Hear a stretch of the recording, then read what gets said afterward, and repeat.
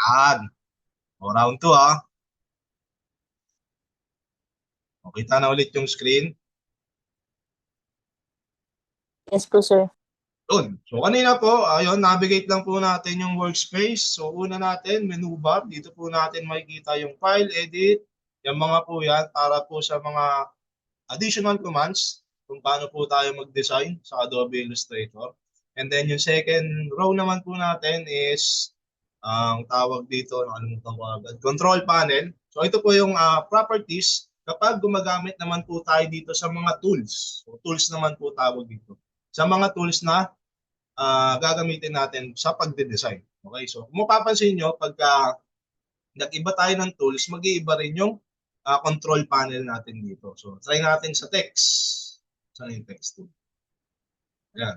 Ito, ayan, meron pa rin siyang fill, stroke, tapos kung anong size ng stroke, ayan, mga yan, opacity, tapos may, ayan, nadagdagan siya ng font style, font size, and then yan, sa mga ito. Yan po yung ating control panel. And then, ito naman yung tools panel natin.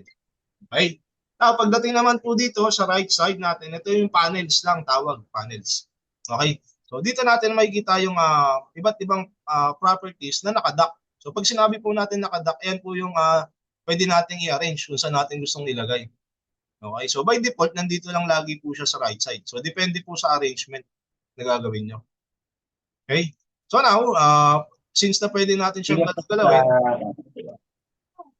since na pwede po natin siyang galaw-galawin, pwede natin siyang magulo.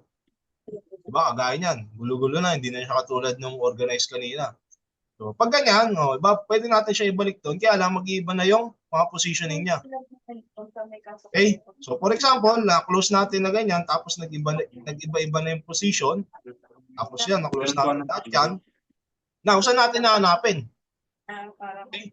So, pag hindi natin mahanap, ano yan, sir, na-close ko. Saan ko hanapin ngayon yung properties? Saan ko hanapin yung layers? Wala na siya dito sa mga pangalan na to, na-close ko yata. So, pwede niyo po siyang hanapin by using menu bar. Okay, saan po ulit yung menu bar? Dito tayo dyan. Kakasabi ko lang kanina. Saan yung menu bar? Sige nga. Nasa Mario. Ha? Saan? Ay, nasa printer. Ngungu eh. Printer. Hindi yun. Yung kausap niya. Hindi, namin. Ito akin. Kami. Ano ba? Minubar. Nasaan tayo minubar sa ano? Sa AI. Bakit ilan ba kayo dyan? Minubar. Pagka close mo yung tab ng properties, yung layers, di ba minsan ang hirap pa namin? Sa menu bar daw yung makikita. O anyone, saan natin makikita yung menu bar? Puro nyo. So, dito natin makikita yon sa taas. Ito yung menu bar. Ha? Yung file, edit, object type, select, effect, menu, tawag dyan. Ha? Pag-order ng pagkain dito. Okay, so dito rin natin makikita yung mga na-close natin additional panels ng mga properties sa pagde-design. So, for example, yung layer, hindi ko na makita dito. Na-close ko yata. Okay, so paano ko siya ibabalik? Punta lang po tayo ng window, tapos hanapin natin dito yung layers. O yan, may shortcut key din na F7. So pag click natin yan, ayun, si layer lumabas na. Pwede rin natin ulit siyang balik. O, pag si property naman, pag si properties panels naman, wala dito. Hindi ko makita. Tangina, nasan na yun? Ako nga dito, nasan yung properties na yun? Ito, wala rin dito. Ito pala, ayan. O yan, dito natin makikita. Okay? Pero now, hindi na siya katulad nung umpisang nakita natin na maganda yung pagkaka-arrange siya dito. Okay? So, pag ganyan, nabago na natin siya. Okay? Now, paano sa'yo? Paano yung pag ganun? Siyempre, pagka nagalaw ko yan, tapos nabalik ko sa iba, mamaya sa susunod na araw, hindi ko na alam kung saan ko hanapin. Click lang lagi ako ng click dito. So, hassle, di ba? Now, para mabalik nyo siya sa dati, pwede nyo gawin, punta kayo ng window, tawag dito, sa menu bar pa rin, switch workspace. So pag click nyo itong switch workspace na to, may mga preset arrangement na dito ng workspace na gusto nyong gamitin. So it depends sa inyo. Pwedeng essentials. Pag sinalik natin essentials, ganyan itsura niya. Okay? So kung mapapansin nyo, wala yung tool panel natin sa taas na pag nag-click tayo ng tools dito, wala yung properties niya dito. So bawas. So pag ganyan, ayoko ng ganyan. Gusto ko yung kanina yung sinabi ni Sir. So yung ginagamit ko lagi is Essentials Classic. Ayan. So, pag naka-Essentials Classics, ayan, nakikita natin yung extra control panel dito. Tapos, ito po yung default na, ang pangit. Hindi siya bumalik kasi ang nabago pala nating setup kanina yung Essentials Classic. So kung ano yung pinagagawa nating docking dito sa panels natin dito sa site, kapag nagpalit tayo from Essentials, babago lang ng default, tapos pag bumalik tayo ng Essentials, ayan, kung ano yung nagalaw natin kanina, yun na yun. O now, sir, paano gusto ko yung umpisa? Kailangan ko pa bang mag-close tapos mag-open ulit? Hindi na. Pwede nyong piliin yung Reset Essentials Classic para bumalik siya dun sa default mode na Essentials Classic. Okay, so ito yung kanina. No, nakuha nyo. Pag ganon. Sana nakuha. Okay. So yun po Tapos ito namang nasa gitna, yung nakikita nyo is tinatawag nating document window. Yung nasa gitna na yan. Kasama yung kulay gray na yan sa basta yan yung document window na nasa gitna. And then ito naman po yung ating document title. Okay, so pag magke-create ng new, pwede na natin siya lagyan agad ng file name. So ayan, ito na yung ginawa ko, PA1. So since nawala pa tayong activity kahit isa sa playlist, so PA1 muna. Okay, so ayan. Document title, tapos ito po yung document window. Now, ano naman pong tawag natin sa puti? Anyone po na nakakaalala? Ano tong puti na to?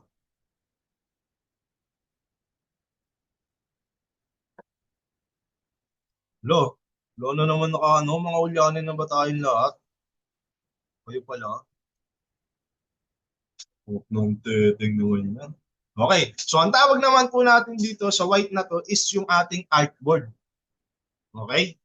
So artboard po tawag dyan So dito po natin makikita yung ginawa nating size ng artboard kanina na 5 height and then 5 width na inches. So yun.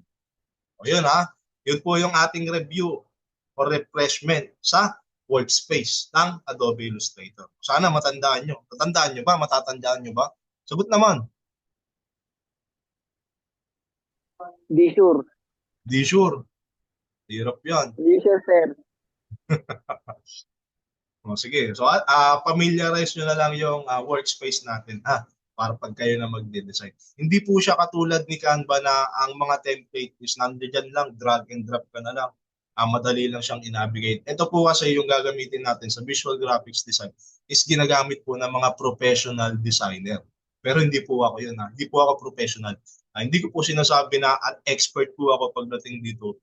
Wala po akong sakalinggingan ng mga experts. So may alam lang ako. So kung ano po yung alam ko, yun po yung kaya kong ituro sa inyo. So hindi ko alam lahat Baka meron din kayong alam na hindi ko alam. Possible na mangyari yun. Lalo na pag baka may nagde-design na po talaga sa inyo.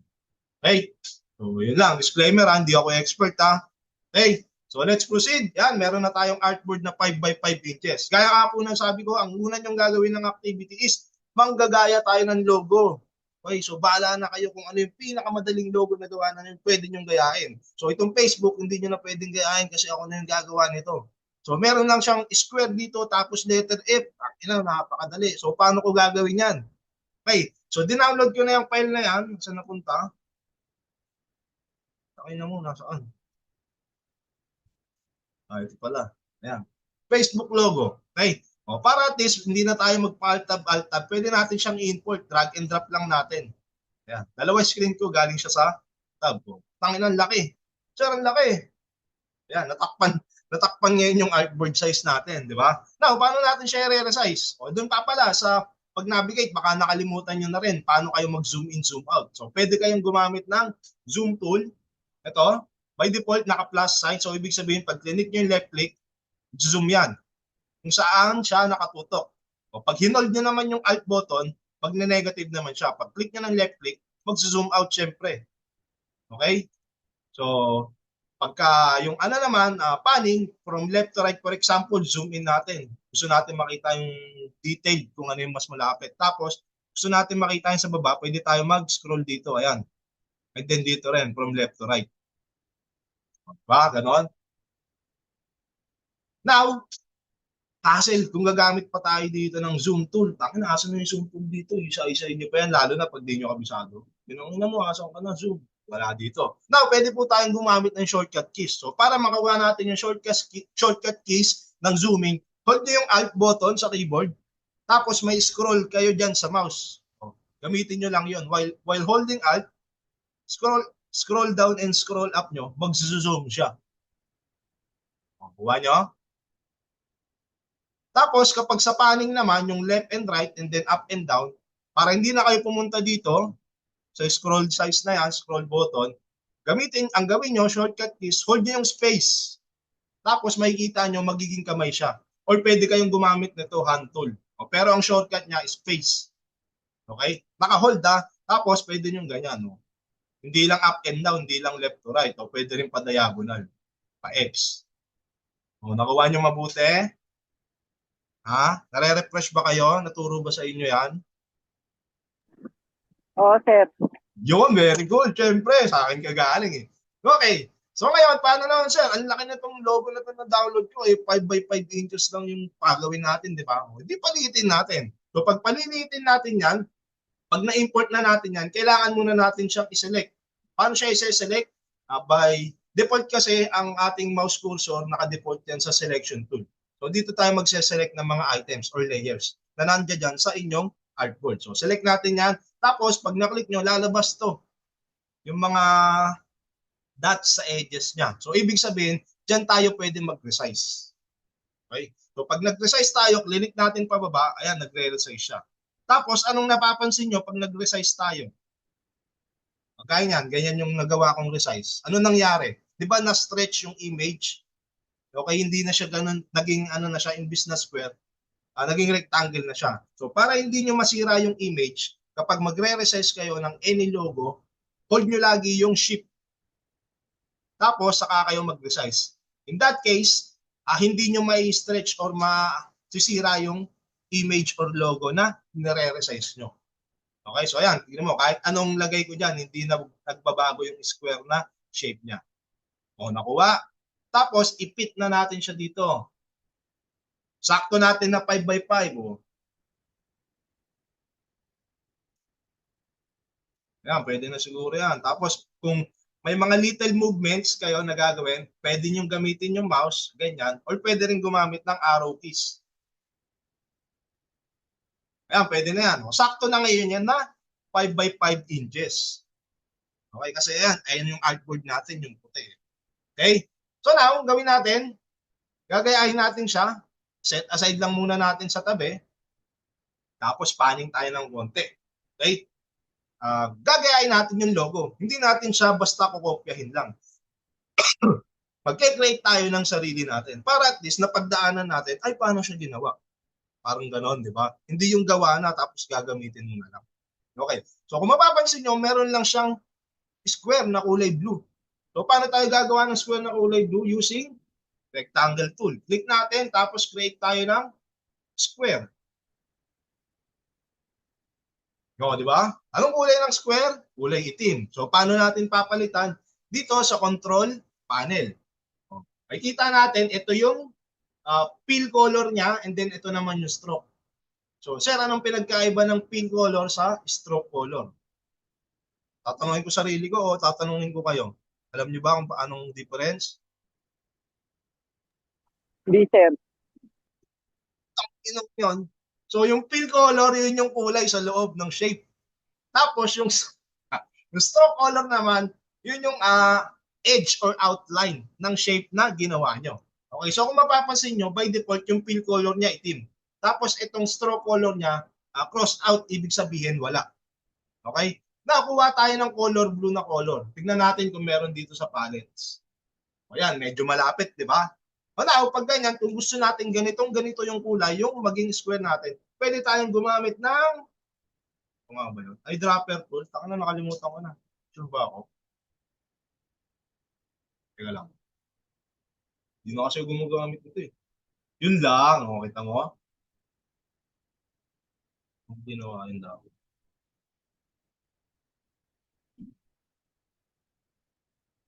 Tama nga ako. O yan, pwede tayong gumamit ng eyedropper tool. So, kailangan nakaselect yung layers natin. Okay? Or yung shape na ginawa natin. Tapos, pag selected yan, balik lang natin kanina. Di ba by default naka-block siya? Okay. Now, selected yung shape. Tapos, kuha tayo ng eyedropper tool. Select muna natin yung tool na yan. Tapos, ayan, select natin yung kulay na gusto natin. Kung gusto natin puti, ayun yung ilagay natin. Kung gusto natin ito, ayun yung makokopya niya. Di ba? Basic. O now, meron na tayong ganyan. Okay? Paano naman, sir? Tangina, yung ano niya, yung corner niya, hindi naman siya patusok. Medyo round siya. O paano nyo naman gagawin yun? So, select nyo lang to. Balik ulit kayo sa selection tool. Select nyo yung shape nyo. Tapos, ito nakikita nyo. Ito kasi pang resize, di ba? Ito naman yung ating pang curve. So, click nyo lang yan. Tapos, makicurve nyo na yung shapes nyo. O, diba? O, pwede na ba yan? Pwede na yan o pwede na yan? Pwede na yan, sir. Diba? O now, okay na yan. Punta naman tayo sa letter F. Hindi ko lang alam kung anong font style nito. Siyempre, letter F, kailangan natin gamitin yung text tool. Tapos, type tayo ng F. Pareho na ba? Pwede na siguro yan. O tapos, palakihan lang natin yung size. 72 maximum. Kulang pa rin, di ba? Pwede rin natin siyang i-resize. So, balik po tayo ng selection tool. Tapos, makikita nyo ulit yung resizing na kulay niya, ay na edge niya. So, yan. Tutok lang natin dito. Resize natin. Ayan ha, gumamit ako ng zooming and panning ha.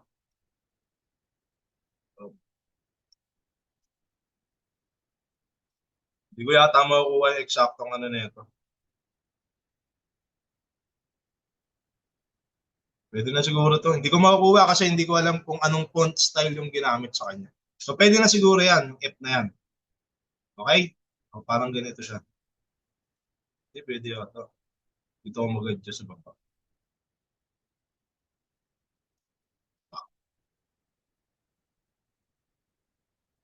Yan, pwede na yan.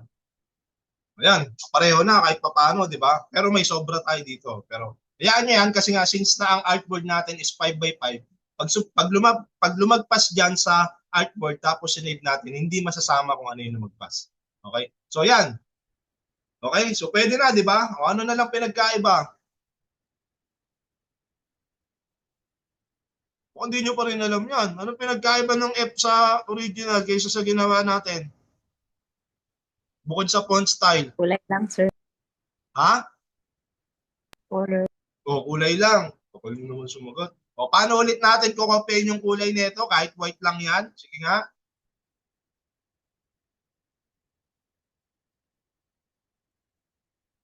O, sige, ako na rin sasagot. O, select nyo muna to, yung font nyo. Tapos, kuha ako dito ng eyedropper tool.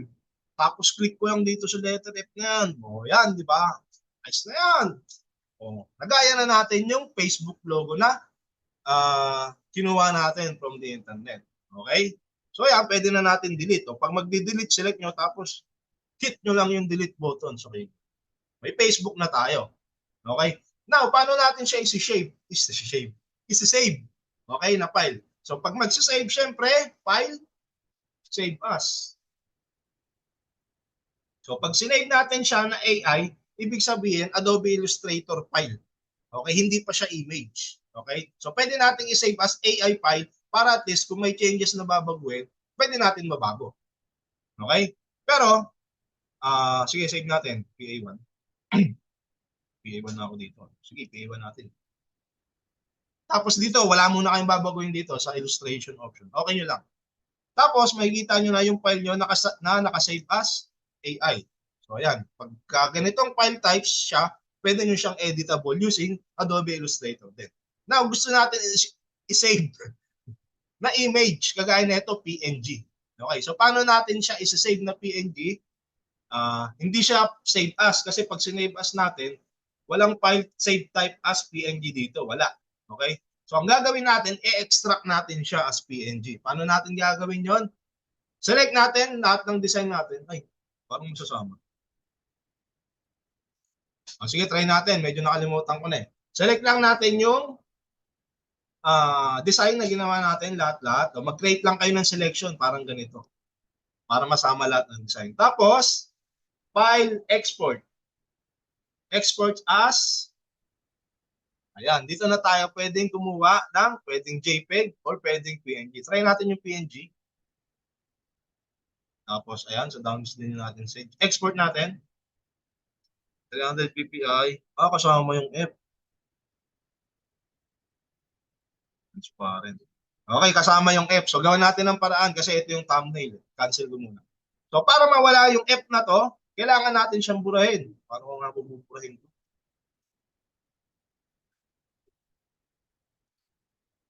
Okay, pwede po natin siyang burahin. Try natin mag...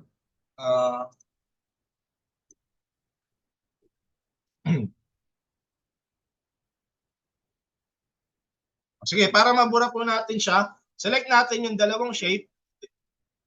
Since na text pa kasi to tapos ito shape, kailangan kapag magbubura tayo ng ganito, gagamit kasi ang mostly na ginagamit ko is shape builder tool. So pag shape builder tool, dapat ibig sabihin puro shape lang yung i-delete natin. Okay? So since ito ay text, pwede natin i-convert siya sa nakalimutan ko na. Transform. Ito yata, create outlines para maging shapes siya. Yan. Yan, outline na yan. Shape na yan. Hindi na siya text. Okay? So again kapag gagamit kasi tayo nitong shape builder tool, select lang natin, right click, tapos create outlines para maging shape siya. Hindi na siya considered as text na layer. Tapos, isi-select lang natin yung dalawang layer na yan para makapagbura tayo gamit ang shape builder tool. So, sa shape builder tool, ayan, kung makikita nyo kung paano siya gamitin, tinuro to sa inyo, sigurado ako. Ito, yung mga shape na yan, makikita nyo, different, pinag-iwalay siya ng shape and then yung colors. Okay, so pagka by default, makikita nyo yung cursor, yung mouse cursor natin, naka-plus, ibig sabihin, magme-merge siya ng shape. Kapag minus naman, magbubura siya ng shape. Okay, so ganito po mangyayari dyan. So pag ito, minus ko, tapos nag-click ako dito, mawawala.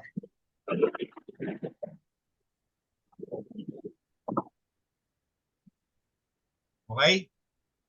So ayan. Ganun lang kadali, mag-delete. Meron din siguro yung ibang ways kung paano nyo i-delete yung mga excess na shapes dun sa artboard nyo. Okay? So ayan, okay na to, para hindi na umaba. Para ganyan. So now, okay na yan, nakagawa na tayo, nagaya na natin sa Facebook logo, export na natin siya as PNG. Ayan, naka-PNG naman na. Tapos export. O ayan, tignan nyo yung thumbnails niya, wala na yung nasa baba. Okay na natin siya. Tapos, ito na siya sa ayan, ito na yung sinave natin na image. PNG na siya. Nang sukat, ito po. Ang sukat is 5 by 5 inches. Bukas po.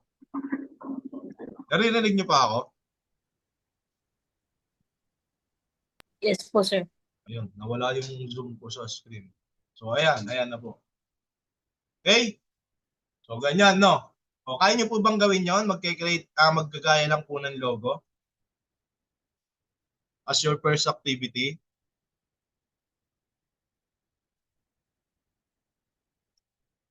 Kaya sir, basta't magaling mo. Sige. Now, sige, ito muna. Siguro para at least, since na una natin to, gamayin nyo, di nyo na pwedeng gamitin itong Facebook. Maghanap na lang kayo ng iba pang logo na mas madaling gayahin. Para at least iba-iba naman, hindi kayo puro Facebook. Okay. Kapag na-save nyo na po yan, itong dalawang file nyo na AI file, saka yung PNG file na sinave nyo, yun po yung i-upload nyo sa individual folder na ginawa natin kanina. Okay, so stop na naman. So paano nyo ulit ma-access to? Pwede nyo pong tignan sa email ninyo or mag-open lang kayo ng Google Drive tapos check nyo tong share with me. Okay, so dito kasi nakalagay yung mga files na nakashare sa inyo. Tapos hanapin nyo lang yung folder na ang pangalan ng folder is yung full name ninyo.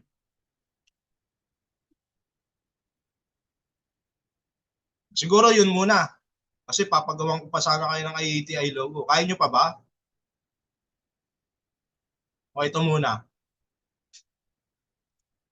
Nabigla ba kayo o hindi naman?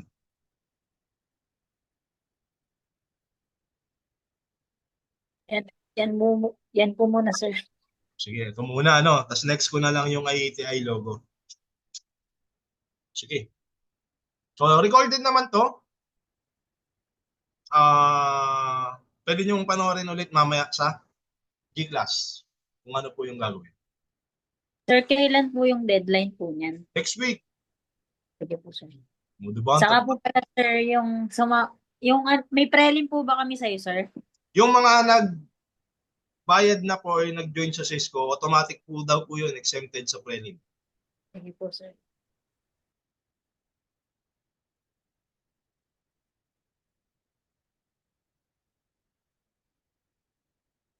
Okay, so yun lang. Siguro putulin ko muna dito yung ating discussion para hindi kayo mabigla. Medyo parang kasing kanina nung nagdi-discuss ako, medyo nakalimutan nyo lalo na pagdating sa workspace. So, ano muna, navigate nyo muna ng maayos. Bigyan ko kayo ng time, 1 week para at least siguro ma-refresh kayo paggamit ng Adobe Illustrator. Any questions pa regarding dun sa activity na gagawin?